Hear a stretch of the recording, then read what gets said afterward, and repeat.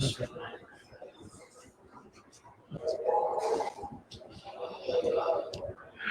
اللہ الرحمن الرحیم۔ یہ فہم حدیث کا صفحہ نمبر 72 ہے اور عنوان ہے ختم نبوت۔ بسم اللہ الرحمن الرحیم۔ اللہم صلی علی سیدنا محمد وعلی آل سیدنا محمد وبارک وسلم۔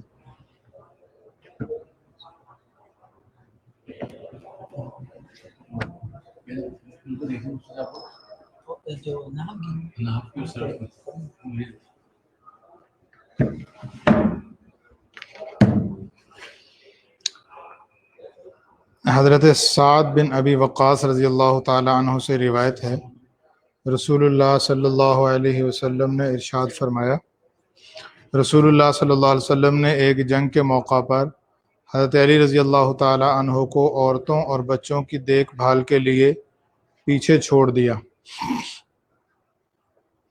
اور جنگ میں ساتھ لے کر نہ گئے، تو حضرت علی رضی اللہ تعالی عنہ نے آپ صلی اللہ علیہ وسلم کی خدمت میں حسرت سے عرض کیا، یا رسول اللہ، آپ مجھے عورتوں اور بچوں میں چھوڑے جا رہے ہیں۔ آپ صلی اللہ علیہ وسلم نے ان کی تسلی کے لیے فرمایا، کیا تم اس پر خوش نہیں ہو کہ تمہیں مجھ سے وہ نسبت حاصل ہو جو حضرت ہارون علیہ السلام کو حضرت موسیٰ علیہ السلام سے حاصل تھی، اور اسی نسبت اور تعلق ہی کی وجہ سے حضرت موسیٰ علیہ السلام نے اپنی عدم موجودگی کے زمانہ میں اپنی قوم کی نگرانی کے لیے اپنے بھائی حضرت ہارون علیہ السلام کا انتخاب کیا تھا، اسی طرح میں اپنی عدم موجودگی میں تمہارا انتخاب کرتا ہوں۔ لیکن حضرت ہارون علیہ السلام نبی بھی تھے، اس لیے کسی کو کم فہمی سے وہم ہو سکتا تھا کہ شاید حضرت علی کو نبوت بھی مل رہی ہو، تو صاف صاف اس وہم کو دور کر دیا کہ مگر فرق یہ ہے کہ میرے بعد کچھ بھی نبوت باقی نہیں، اور بخاری کی ایک روایت میں یہ الفاظ ہیں کہ میرے بعد کسی بھی قسم کا کوئی نیا نبی نہیں ہے، یعنی آپ نے ارشاد فرمایا کہ تمہاری مثال میرے ساتھ ایسے ہی ہے، اما ترضی ان تکون بمنزلۃ ہارون من موسیٰ، کہ جیسے ہارون علیہ السلام موسیٰ علیہ السلام کے ساتھ جیسا تعلق تھا، موسیٰ علیہ السلام کوہ طور پہ جاتے ہوئے حضرت ہارون علیہ السلام کو پیچھے چھوڑ گئے تھے، تو میں اس غزوے پہ جاتے ہوئے آپ کو پیچھے چھوڑ کے جا رہا ہوں، البتہ میرے بعد کوئی نبی نہیں ہے، تو کوئی یہ نہ سمجھ لے کہ جیسے وہ بھی نبی تھے تو حضرت علی بھی نبی ہوں گے۔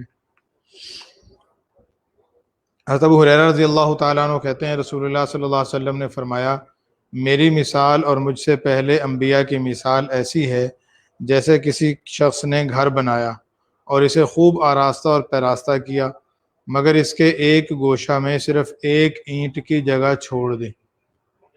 لوگ آ کر اسے دیکھنے کے لیے اس کے گرد گھومنے لگے اور تعجب کرنے لگے اور کہنے لگے، یہ اینٹ بھی کیوں نہ رکھ دی گئی تاکہ یہ نقص بھی نہ رہتا، تو میں ہی خاتم النبیین ہوں۔ اور ایک روایت میں ہے، تو میں نے آ کر اس اینٹ کی جگہ کو پر کر دیا، تو جیسے وہ مکان اور محل جو ہر طرح سے مکمل ہو چکا ہو، اس میں اب کسی اور اینٹ کی گنجائش نہیں، اسی طرح میرے آنے کے بعد انبیاء کا سلسلہ مکمل ہو چکا اور اب کسی اور نبی کے آنے کا احتمال باقی نہیں رہا۔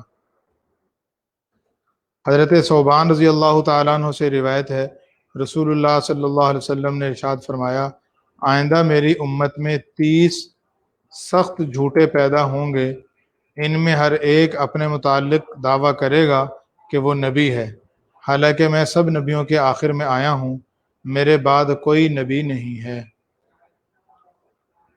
تو کئی لوگوں نے دعویٰ کیا نبوت کا آپ علیہ السلام کے بعد، بلکہ آپ صلی اللہ علیہ وسلم کی حیات طیبہ میں بھی کئی لوگوں نے نبوت کا دعویٰ کر دیا تھا، جیسا مسلمہ کذاب نے نبوت کا دعویٰ کر دیا تھا، بلکہ وہ تو حضور علیہ السلام کو نبی بھی مانتا تھا اور یہ کہتا تھا کہ بس یہ ہے کہ آپ کے بعد میں نبی ہوں۔ تو آپ صلی اللہ علیہ وسلم نے عام طور پہ یہاں دھوکہ یہ دیا جاتا ہے کہ جی قادیانی مثلاً آج کل جو سلسلہ ہے، تو قادیانی وہ نماز روزہ تو کرتے ہیں، پھر ان کو کافر کیوں کہا جاتا ہے؟ تو مسلمان ہونے کے لیے تو ساری ایمانیات پہ ایمان لانا ضروری ہے، لیکن کافر ہونے کے لیے سب کا انکار ضروری نہیں ہے، کسی ایک چیز کا بھی انکار کر دیں گے تو کافر ہو جائیں گے۔ اب حضور علیہ السلام کو اگرچہ وہ نبی مانتے ہیں، لیکن آپ کے بعد نبوت کا سلسلہ جاری مانتے ہیں، اس لیے ان کو کافر کہتے ہیں، اور ہم ہی نہیں کہتے ان کو، وہ بھی ہمیں کافر کہتے ہیں۔ مرزا غلام احمد قادیانی نے یہ کہا ہے کہ جو مجھ پر ایمان نہیں لاتا وہ کافر ہے، بلکہ اس نے تو گالیاں بھی دی ہیں جو یہاں آپ سب کے سامنے بیان نہیں کی جا سکتی۔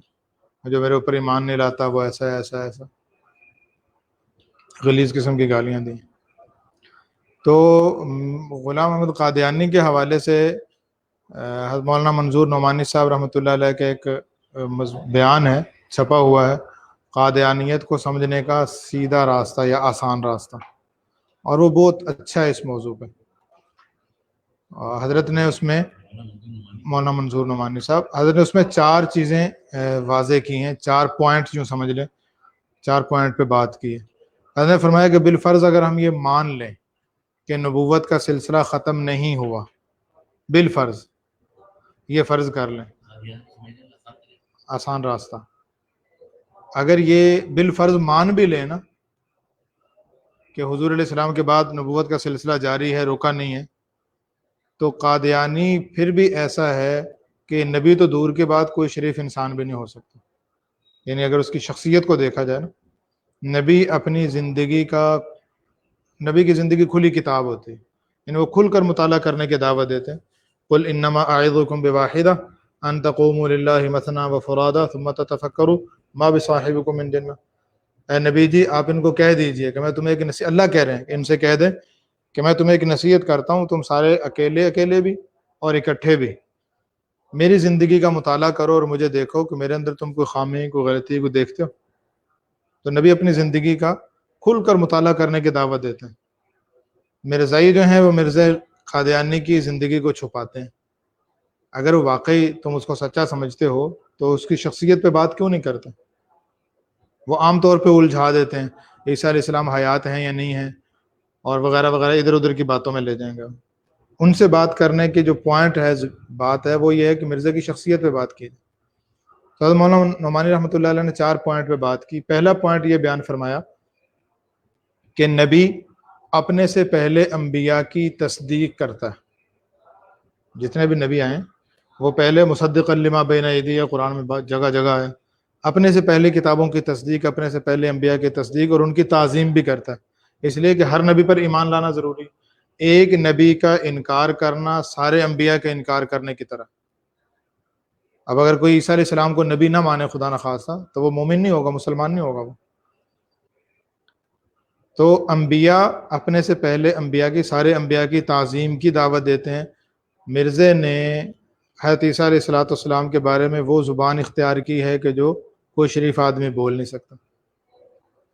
حضرت عیسیٰ علیہ السلام کے بارے میں اس نے بہت بد زبانی کی ہے کہ وہ کنواری عورتوں سے تیل لگواتے تھے، پاؤں دبواتے تھے، اور اس طرح کی فاحشہ عورتوں کے ساتھ ان کے نعوذ باللہ تعلقات تھے، اور اس طرح کی باتیں حضرت عیسیٰ علیہ السلام کے بارے میں کہیں۔ دوسری بات، دوسرا پوائنٹ یہ ہے کہ نبی کبھی بھی جھوٹ نہیں بولتا۔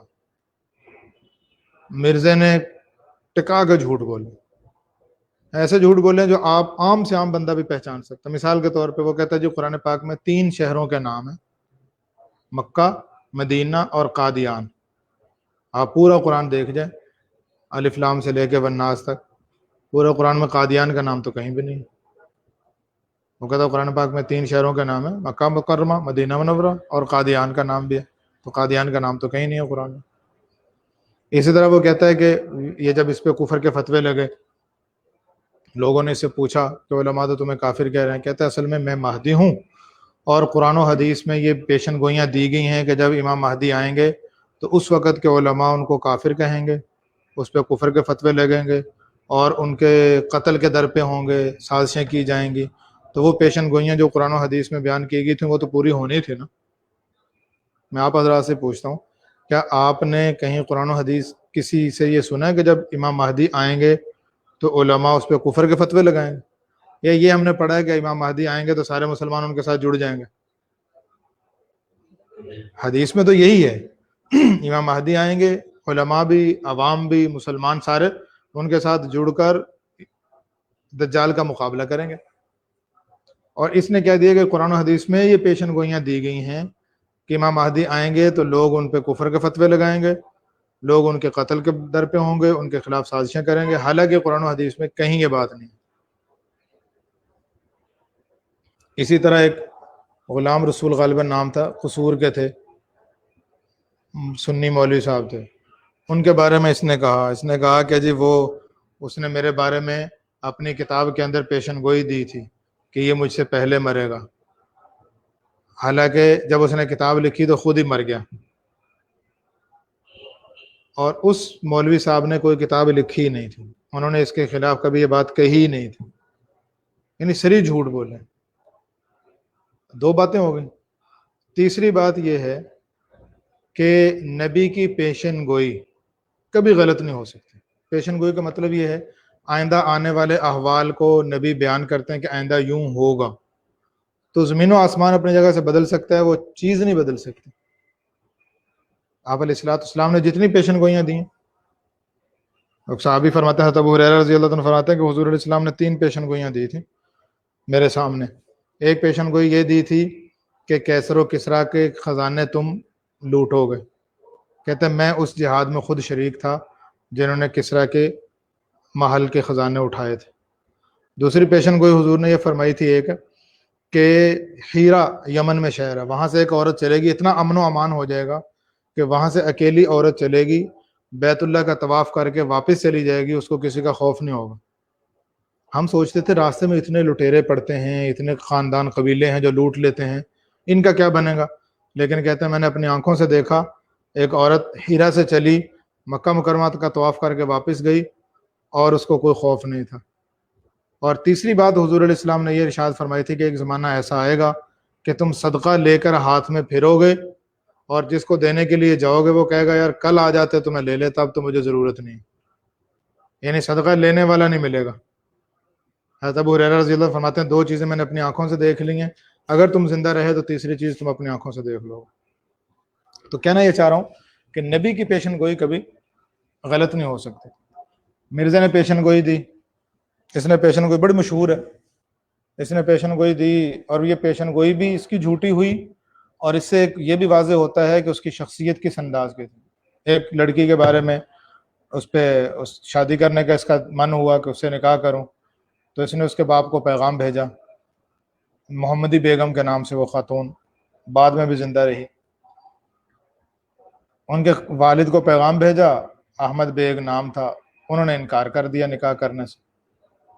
انہوں نے اخبار میں باقاعدہ چھاپا کہ میرا محمدی بیگم سے نکاح ہونا اللہ کے علم میں طے ہے اور اللہ کا یہ حکم ہے اور یہ تقدیر مبرم ہے، اٹل فیصلہ ہے، یہ غلط نہیں ہو سکتا، اور اگر میرا محمدی بیگم سے نکاح نہ ہو تو میں سب جھوٹوں سے بڑا جھوٹا۔ وہ نکاح نہیں ہوا۔ پھر اس نے زور لگایا، اس نے کہا کہ اگر میرے سے نکاح نہ کیا تو جس بندے سے اس کا نکاح ہوگا وہ مر جائے گا، شادی کے سے لے کے 3 سال کے اندر اندر وہ مر جائے گا۔ وہ سلطان محمد سے ان کی نکاح ہوا اور وہ زندہ رہے، بعد میں بھی زندہ رہے۔ مرزا غلام قادیانی مر گیا، وہ نہیں مرے، وہ زندہ رہے بعد میں بھی۔ تو یہاں 2 باتیں، ایک تو یہ کہ اس کی پیشن گوئی بھی غلط ہوئی، نہیں، ایک تو یہ کہ اس کی پیشن گوئی بھی غلط ہوئی، دوسری بات یہ ہے کہ اس کا کردار بھی سامنے آتا ہے کہ کسی کی بہن بیٹی کے بارے میں اخباروں میں اشتہار دینا اس طرح کا، یہ کہاں کی انسانیت۔ 3 باتیں ہو گئی۔ چوتھی بات یہ ہے کہ انبیاء جتنے بھی آئے ہیں اس زمانے کی، اس وقت کی بڑی سے بڑی طاقت اس کے سامنے نبی نے اس کو بھی کلمہ حق کی دعوت دی ہے، کبھی اس کے سامنے جھکے نہیں ہیں۔ دیکھ لیں آپ، موسیٰ علیہ السلام فرعون کے سامنے گئے، دعوت حق دی، اس کو کہا میری بات مان لے بچ جائے گا۔ ابراہیم علیہ السلام نے نمرود کو دعوت حق دی ہے، اس کے سامنے جھکے نہیں، آگ میں ڈال دی، آگ میں چلے گئے، اللہ نے حفاظت فرمائی۔ حضور علیہ السلام نے اپنے زمانے میں کیسر اور کسریٰ، اس زمانے میں یوں سمجھیں سپر پاور تھے، جیسے اس وقت ہم سمجھتے ہیں کہ امریکہ سپر پاور ہے، اس زمانے میں کیسر اور کسریٰ سپر پاور تھا۔ حضور علیہ السلام نے دونوں کو خط لکھے اور دونوں کو یہ لکھا اسلم تسلم، ایمان لے آؤ، میری بات مان لو، بچ جاؤ گے، سلامتی پا جاؤ گے۔ اور مرزا غلام احمد قادیانی کیا ہے، یہ حکومت وقت کے تلوے چاٹتا رہا۔ اس وقت یہاں پہ برٹش حکومت تھی، برطانوی سامراج یہاں پہ مسلط تھا ہمارے بر صغیر میں۔ تو اس نے ان کو خط لکھا، اس نے کہا جی ہم تو آپ کے خود کاشتہ پودے ہیں، آپ کے لگائے ہوئے پودے ہیں۔ اور جب غدر کا زمانہ تھا، غدر کا زمانہ اس کو کہتے ہیں جو 1857 میں مسلمانوں نے انگریزوں کے خلاف جہاد کیا تھا، اس کو کہتے ہیں غدر۔ تو کہتے ہیں کہ اس زمانے میں ہم نے 50 گھوڑے انگریز سرکار کو ہدیہ میں بھیجے تھے مسلمانوں کے خلاف۔ اور پھر ایک جگہ پہ لکھتا ہے کہ مجھ سے لوگ پوچھتے ہیں کہ ان کے خلاف، برطانوی حکومت کے خلاف جہاد کرنا جائز ہے؟ تو میں کہتا ہوں جہاد کیا، ان کا تو شکریہ ادا کرنا فرض ہے۔ جس کا احسان تم پہ فرض ہو اس سے جہاد کرو گے تم؟ اور کہا کہ دو اس وقت اللہ کے دو جو ہے نا وہ بہت بڑی نعمتیں ہیں، ان میں سے ایک نعمت جو سب سے بڑی اللہ کی نعمت ہے وہ اس وقت برطانوی حکومت ہے، جس کے سائے میں ہم پل بڑھ رہے ہیں۔ تو مولانا نے فرمایا کہ یہ 4 باتیں ایسی ہیں جو 2 اور 2 4 کی طرح بالکل، اس کے لیے کسی علم کی ضرورت نہیں ہے، عام سے عام بندہ بھی سمجھتا ہے کہ یہ جس بندے کا کردار ہو وہ بندہ، نبوت تو بہت اونچے درجے کی بات ہے، کیا وہ کوئی عام مسلمان بھی ہو سکتا ہے یا کوئی شریف انسان بھی ہو سکتا ہے؟ اس لیے وہ ایک جب حضرت نے یہ بیان فرمایا تو ایک قادیانی بھی اس میں آیا تھا، وہ کھڑا ہو کر کہنے لگا جی ہم تو آئے تھے کہ آپ کوئی دلائل دیں گے عیسیٰ علیہ السلام کی حیات پہ، وفات پہ، اور آپ نے یہ کیا بات شروع کر لے؟ تو مولانا فرمانے لگے کہ میں نے قصداً یہ بات کی ہے، اگر میں عیسیٰ علیہ السلام کی حیات کے حوالے سے بات کرتا تو تم کوئی اعتراض کر دیتے، میں جواب دیتا، تم پھر کوئی اعتراض کرتے، میں جواب دیتا، تو یہ سننے والے یہ سمجھتے کہ یہ مولویوں کے آپس کے جھگڑے ہیں، یہ اختلافی مسئلہ، تو حقیقت بات واضح نہ ہوتی۔ اس لیے میں نے وہ بات کی ہے جو بالکل کسی علم کی ضرورت نہیں ہے، وہ بہت زیادہ گہرائی میں جانے کی ضرورت نہیں ہے، ان چیزوں کو دیکھ لیں آپ۔ تو بہرحال حضور علیہ الصلوۃ والسلام کے بعد کسی قسم کا کوئی نبوت کا سلسلہ نہیں ہے۔ ہاں کچھ اثرات باقی ہیں نبوت کے کچھ اثرات باقی ہیں، وہ حدیث مبارکہ کے اندر حضور صلی اللہ علیہ وسلم خود ارشاد فرماتے ہیں۔ حضرت ابو ہریرہ رضی اللہ تعالیٰ عنہ کہتے ہیں کہ میں نے رسول اللہ صلی اللہ علیہ وسلم کو یہ فرماتے ہوئے سنا کہ نبوت میں سے صرف مبشرات باقی رہ گئے ہیں۔ صحابہ نے پوچھا اللہ کے رسول مبشرات کیا چیزیں ہیں؟ آپ صلی اللہ علیہ وسلم نے فرمایا اچھے یعنی سچے خواب، جو مسلمان خود دیکھے یا اس کے لیے کوئی دوسرا دیکھے، یعنی خواب میں کوئی سچا خواب، کوئی خواب دیکھا اور وہ سچا ہو گیا۔ تو حضور صلی اللہ، یہ بھی ایک نبوت کا اثر ہے۔ حضور علیہ الصلوۃ والسلام کو نبوت ملنے سے پہلے آپ کو سچے خواب، جیسے ہم نے پڑھا نا شروع میں، سچے خواب آتے تھے اور صبح اٹھتے تھے تو ایسے جیسے صبح روشن ہوتی ہے ایسے وہ خواب بالکل سچا ہوتا تھا۔ تو یہ چیزیں اب بھی ہیں باقی۔ تنبیہ، یہ ضروری نہیں کہ سچے خواب ہمیشہ خوشی اور مسرت کے متعلق ہوں، رنج اور غم کے متعلق بھی ہو سکتے ہیں، مگر رؤیا صالحہ یعنی اچھے خواب میں یہ حصہ مغلوب ہوتا ہے، یعنی کم ہوتا ہے کہ غم والا خواب بھی سچا خواب کو دکھا دیا جائے، اور بشارت کا حصہ غالب۔ اس کے برعکس شیطانی خواب اکثر خوفناک ہوتے ہیں اور مسرت اور خوشی کے شاذ و نادر، کیونکہ شیطان کا مقصود ہی مسلمان کو غم اور حزن پہنچانا ہے۔ تنبیہ نمبر 2، نبوت سے قبل عالم میں عام طور سے کفر و گمراہی اور ظلم و فساد کی تاریکیاں چھائی ہوتی ہیں۔ جب نبوت کا سورج طلوع ہوتا ہے تو پورے عالم میں اس کے برکات و انوار پھیل جاتے ہیں،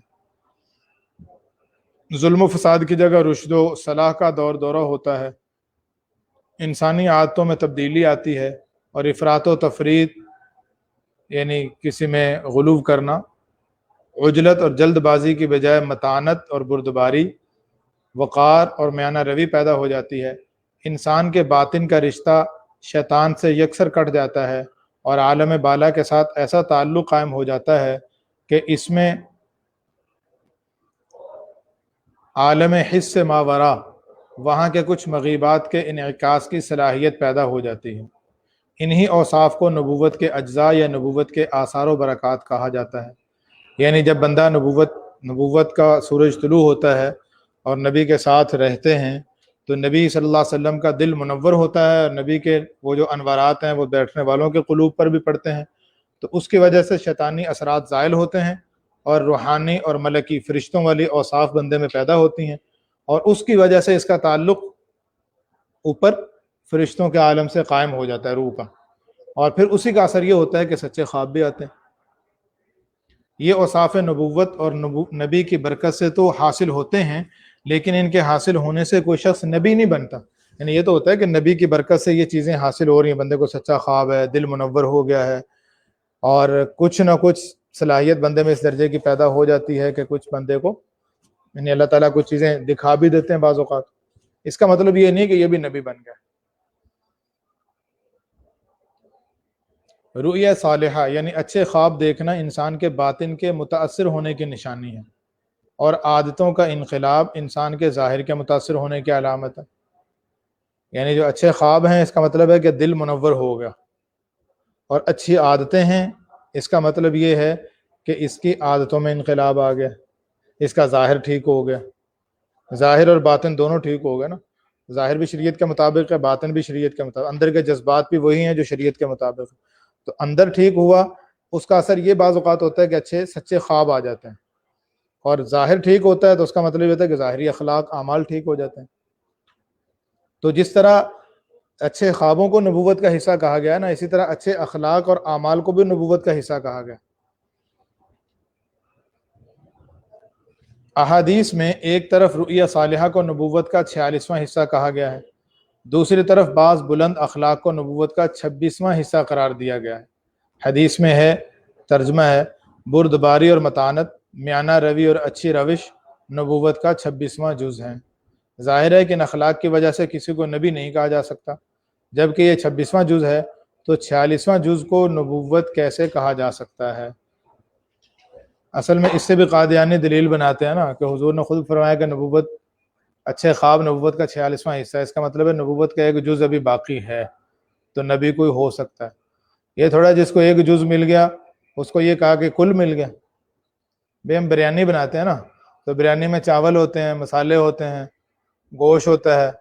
اب مثال کے طور پہ کسی کو ایک کالی مرچ مل گئی ہے، وہ کہے جی میں بریانی مل گئی مجھے، تو بریانی تو نہیں ہے. کالی مرچ کو بریانی، ہاں کالی مرچ بریانی کا جز ضرور ہے، لیکن کالی مرچ یہ ضرور یہ نہیں ہے کہ وہ اس کو بریانی پوری مل گئی ہے. تو نبوت کا ایک جز یعنی خواب کسی کو سچا آیا تو وہ کہے میں نبی ہو گیا.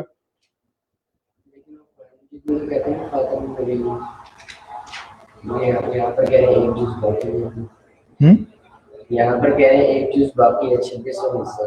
ہاں مطلب یہ ہے، یہ انہوں نے کہا کہ قرآن پاک میں اور احادیث کے اندر تو یہ کہا گیا کہ حضور نبوت کے ختم کرنے والے ہیں، آپ کے بعد کوئی نبی نہیں ہے. اور حدیث میں یہ بھی آ گیا ہے کہ 46واں حصہ یا 26واں حصہ خواب جو ہیں وہ 46واں حصہ نبوت کا، اور اچھے اخلاق جو ہیں وہ 26واں حصہ ہے. مراد یہ ہے کہ یہ نبوت کے اثرات ہیں، نبوت کے جو اثرات ہیں جو ہم میں الحمدللہ ہیں، اس کی برکت سے ہم میں ایمان ہے، کچھ نہ کچھ جیسا بھی ہے، لیکن اخلاق الحمدللہ کچھ نہ کچھ اعمال اخلاق موجود ہیں، تو یہ نبوت کا اثر ہے. تو یہ جو باقی ہے اس کا مطلب ہے نبوت کے آثار باقی ہیں، یہ نہیں ہے کہ نبوت باقی ہے. نبوت تو ختم ہو گئی بالکل. میں کلپ سن رہا تھا، اس میں وہ کہتے ہیں گاندھی صاحب کہتے ہیں کہ جو ہے خاتم النبیین، مطلب کوئی جو اگر کوئی نبی آتا ہے نا تو پچھلے نبی کی پیروی نہیں کرے گا، اپنی نبوت لے کر آئے گا، اپنی باتیں لے کر آئے گا. اس کا کیا آگے جواب ہے؟ کوئی بھی نبی یا رسول آتا ہے تو پچھلے جو بھی نبی آتا ہے پچھلے رسول کی پیروی کرتے ہیں، ان کا آگے جو ہے ان کی باتیں بتاتا ہے آگے. اب اگر کوئی آتا ہے تو پچھلے نبی کی باتیں نہیں بتائے گا، وہ وہاں تک ختم ہو گئی ہے. اب کوئی نبی یا رسول آتے ہیں تو اپنی باتیں لے کر.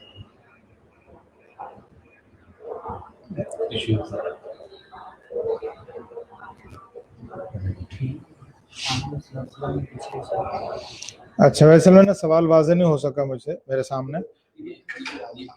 ہاں یہ کہنا چاہ رہے ہیں کہ غامدی جو ہے نا وہ بڑا غیرت ہے، وہ بھی جو ہے قادیانی کو اس میں آ گیا. وہ یہ کہتا ہے لوگوں خاتم النبیین کا مقصد یہ ہے کہ نبی جو ہوگا وہ ختم ہوگا، اب جو بھی نیا نبی آئے گا وہ اپنی نئی شریعت لے کر آئے گا، ان کی ساری باتیں ختم. اب جو نئے نبی نئے ہاں ٹھیک ہے. اگر یہ غامدی یہ کہتا ہے کہ اب خاتم النبیین کا مطلب یہ ہے کہ نبوت کا جو سلسلہ پہلے تھا وہ والا ختم ہو گیا، اب نیا سلسلہ شروع ہوگا. مثلا نیا سلسلہ شروع ہوگا کہ جو نبی آئے گا وہ نئی شریعت لے کر آئے گا. تو پہلی بات تو یہ ہے کہ اس معنی کی کوئی دلیل ہونی چاہیے. اصل میں یہ جو گمراہ لوگ ہوتے ہیں نا اس طرح کے غامدی ٹائپ کے، یہ دعویٰ اس زور سے کرتے ہیں نا کہ سننے والا دعوے کو دلیل سمجھ بیٹھتا ہے. یہ ان کا ایک دعویٰ ہے. اس دعوے کی دلیل کیا ہے؟ جبکہ قرآن اور احادیث میں سیدھا یہ کہا گیا ہے کہ کوئی نبی نہیں ہے. किसी किस्म का, बल्कि हुजूर सल्लल्लाहु अलैहि वसल्लम ने फरमाया कि अगर मूसा अलैहिस्सलाम भी इस वक्त आ जाएं, लमा वस्या इल्ला इत्तिबाई, तो उनको भी मेरी इत्तिबा किए बगैर चारा नहीं होगा, वो भी मेरी ही इत्तिबा करेंगे। इससे तो ये मालूम हो रहा है कि हुजूर के बाद अगर कोई नबी आए, जैसे ईसा अलैहिस्सलाम आएंगे, तो वो हुजूर ही की इत्तिबा करेंगे। और इसके अलावा जो ईसा अलैहिस्सलाम का आना तो हदीस से साबित है, उनके अलावा बाकी तो किसी का आना रिवायात से साबित है कि कोई आ ही नहीं सकता, आएगा तो वो झूठा होगा।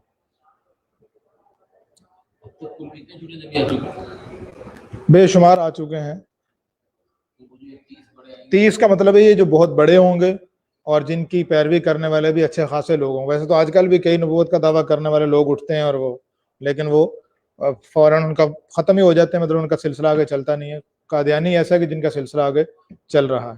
मिर्जा की शख्सियत पर कोई किताब लिखी गई है कि हमारी? अच्छा, ये बात ज़रा पूरी कर लें। ये जो कहा गया था नबूवत के कुछ आसार बाकी हैं, तो उसमें एक रिवायत है, हज़रत अबू हुरैरा रज़ी अल्लाह अन्हु इरशाद फरमाते हैं कि रसूलुल्लाह सल्लल्लाहु अलैहि वसल्लम ने इरशाद फरमाया, तुमसे पहली उम्मतों में यानी बनी इसराइल में मुहद्दस हुआ करते थे, मुहद्दस हुआ करते थे, यानी जिनसे गैबी तौर पर बातें की जाती थी, मगर वो नबी ना होते थे। अगर मेरी उम्मत में सिर्फ एक शख्स ही ऐसा होता तो वो उमर है, यानी अगर कोई ऐसा हो जिससे गैबी बातें, फरिश्ते बातें करें जिनसे, तो वो उमर है। अब गैबी बातें होने की दो सूरतें हैं, एक तो ये कि फरिश्ता हम कलाम हो, और एक ये कि फरिश्ते की तरफ से कोई दिल में बात इल्का कर दी जाए, कोई बात दिल में डाल दी जाए। फरिश्तों की जानिब से कोई बात इस तरह दिल में डाली जाए गोया इससे किसी ने कह दी है। इसका नतीजा ये होता है कि इस शख्स की ज़ुबान से सिद्क़ व सवाब वाली बात ही निकलती है। इसलिए हज़रत उमर रज़ी अल्लाह तआला अन्हु के फ़ज़ाइल में ये बात भी है कि कई मौके ऐसे हैं जहाँ हज़रत उमर रज़ी अल्लाह तआला ने मशवरा दिया और रसूलुल्लाह सल्लल्लाहु अलैहि वसल्लम ने बाज़ जगह पे तो कबूल फरमाया, जहाँ कबूल नहीं फरमाया वहाँ भी अल्लाह ताला ने आयत नाज़िल फरमा दी कि हज़रत उमर का मशवरा बेहतर था।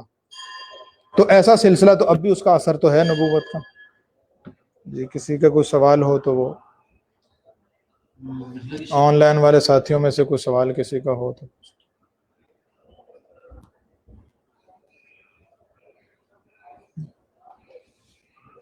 मिर्जा की शख्सियत पर कोई किताब लिखी, लोग हमारे को लिखे उसको बंद करें।